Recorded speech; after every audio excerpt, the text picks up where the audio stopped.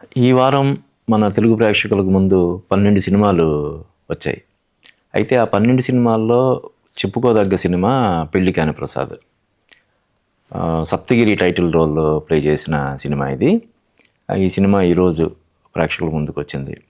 అంటే బేసిక్గా కమెడియన్ అయినటువంటి సప్తగిరి, అంటే కమెడియన్గా మంచి పొజిషన్ సంపాదించుకున్నటువంటి సప్తగిరి, సప్తగిరి ఎక్స్ప్రెస్ అనే సినిమాతోటి హీరోగా మారాడు. తర్వాత సప్తగిరి ఎల్ఎల్బి అనే సినిమా కూడా చేశాడు. ఈ 2 సినిమాలు కూడా మంచి విజయాన్ని సాధించాయి, అతనికి మంచి పేరు తెచ్చిపెట్టాయి. ఆ తర్వాత అతను వజ్ర కవచధర గోవింద అనే ఒక సినిమా చేశాడు. అయితే ఆ సినిమా మాత్రం డిసప్పాయింట్ చేసింది. తర్వాత కొంచెం విరామం తీసుకొని పెళ్లి కాని ప్రసాద్ తోటి, అంటే టైటిల్ రోల్ ప్లే చేస్తూ ఈ సినిమా చేశాడు. అంటే ముఖ్యంగా ఈ సినిమాని దిల్ రాజు బ్యానర్ ద్వారా డిస్ట్రిబ్యూట్ చేశారు. తర్వాత ఈ సినిమా ప్రమోషన్స్ కోసం సప్తగిరి చాలా ఎఫర్ట్ పెట్టాడు. అంటే ప్రత్యేక శ్రద్ధ తీసుకొని మరి దీనికి ప్రచార కార్యక్రమాల్లో పాల్గొన్నాడు. ఉదాహరణకి మల్లీశ్వరి సినిమాలో అసలు ఈ పెళ్లి కాని ప్రసాద్ అనేది ఎలా వచ్చిందో మనందరికీ తెలుసు. మల్లీశ్వరి సినిమాలో వెంకటేష్ ప్లే చేసినటువంటి క్యారెక్టర్.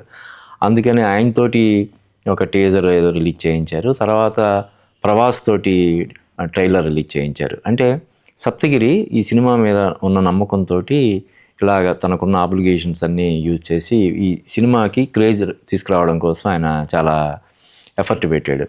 అయితే ఈ సినిమా ఆశించిన మేరకు, అంటే ఈ ప్రమోషన్స్ చూసి సినిమా బాగానే ఉంటుంది, మళ్ళీ సప్తగిరికి ఈ సినిమా మంచి విజయం వచ్చేలా ఉందని ఎక్స్పెక్టేషన్స్ సినిమాకి వెళ్ళిన వాళ్ళకి ఈ సినిమా ఎటువంటి రిజల్ట్, ఎటువంటి అనుభూతి ఇస్తుంది అన్నది ఒకసారి మనం చూద్దాం. అంటే అసలు పెళ్లి కాని ప్రసాద్ అనే పాయింట్లోనే అసలు మంచి ఫన్ జనరేట్ అయ్యే ఇది ఉంది. అంటే 4 పదులకి చేరువవుతున్న ఒక కుర్రాడు పెళ్లి కోసం పడే పాటలు అని మనం పాటలుగా ఈ సినిమాని తీర్చిదిద్దారు. అయితే ఈ సినిమా అంటే టేక్ ఆఫ్ ఏమో ఒక పెళ్లి కాని కుర్రాడు, అంటే తండ్రి కట్నం కోసం ఆశపడే ఒక తండ్రి వల్ల పెళ్ళికి లేట్ అవుతున్నటువంటి ఒక కుర్రాడి పాత్రలో సప్తగిరి నటించాడు.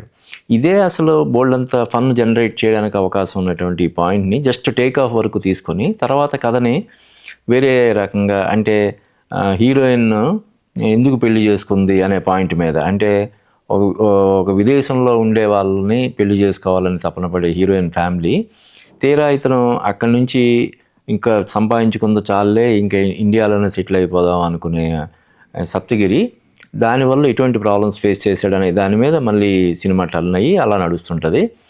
ఇందాక నేను చెప్పినట్టు అసలు పెళ్లి కాని ప్రసాద్ అనే దీంట్లోనే చాలా స్కోప్ ఉంది, స్పాన్ ఉంది.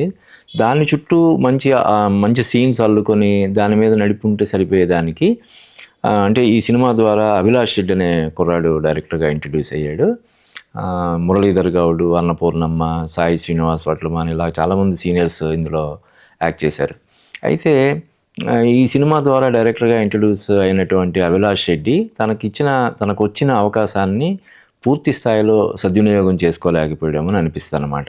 అంటే మామూలుగా చెప్తారు కొండంత అతిశయోక్తి నుంచి రవ్వంత హాస్యం పడుతుందని, కానీ ఇందులో ఏంటంటే అసలు సంబంధం లేకుండా పాత్రలతోటి పిచ్చి పిచ్చిగా నటింపు చేయడం, అంటే ఆ సాంగ్స్ కానీ కొన్ని సీన్స్ కానీ మనకి ఎక్కడ ఫన్ అనిపించకపోగా కొంత ఇదిగా ఇబ్బందిగా ఫీల్ అయ్యే పరిస్థితి వస్తుంది అన్నమాట.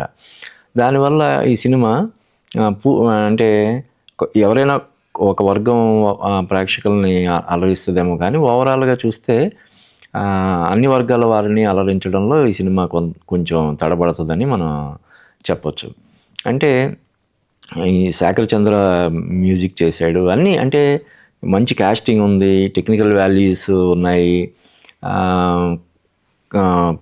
మంచి పాయింట్ ఉంది. అయినా సరే ఈ సినిమాని ఫుల్ టైం పూర్తి స్థాయి ఎంటర్టైనర్గా తీర్చిదిద్దడంలో దర్శకుడు విఫలం అయ్యాడు. అంటే ఆర్టిస్టులు అందరూ కూడా, ఇప్పుడు అన్నపూర్ణమ్మ కానీ ఇప్పుడు సప్తగిరి కూడా బేసిక్గా అతను మంచి ఆర్టిస్ట్ కంటే ముందు అతను కమెడియన్ అవ్వడానికంటే ముందు అతను డైరెక్షన్ డిపార్ట్మెంట్లో వర్క్ చేశాడు. కాబట్టి అతను ఎంపిక చేసుకునే సబ్జెక్టులు ఖచ్చితంగా అంటే మధ్యలో వజ్ర కవచధర గోవింద కొంత డిసప్పాయింట్ చేసినా, అంతకుముందు చేసిన సప్తగిరి ఎల్ఎల్బి కానీ, సప్తగిరి ఎక్స్‌ప్రెస్ కానీ బాగుండడం వల్ల ఈ సినిమా మళ్ళీ ఒక మంచి సబ్జెక్ట్‌ని ఎంపిక చేసుకొని ఉంటాడు అని చెప్పి అనుకుంటాం.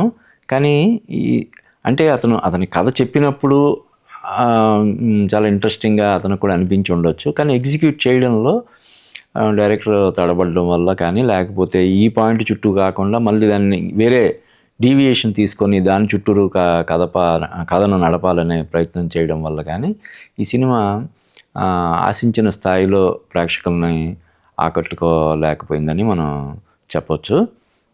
తెలుగు రాజ్యం తరపు నుంచి ఈ సినిమాకి నేను ఇచ్చే రేటింగు 2/5.